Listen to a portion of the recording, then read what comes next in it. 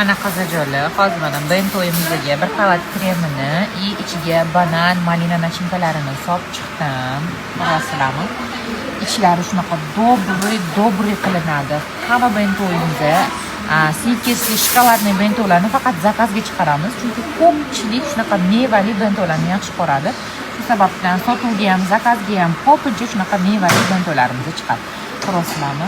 O'zi kichkinagina bo'lsa ham, lekin shuncha banan, malinalarni o'zini ichiga oladi. Yeysiz, mazza qilib yeysiz.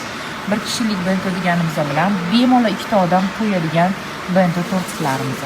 Ham sveji. Hozir buni ustini kremlab, ikkinchi qavatlarini yopib, ustlarini bezatib, do'konlarimizga, zakazga, sotuvlarga chiqarib beramiz. Mana ertalabdan har kuni shunaqa 20 martalab bento yopiladi. Obedgacha. Obeddan keyin yana bitta partiya qilib shunaqa 20 marta bentolarimiz yopiladi. Assalchilar.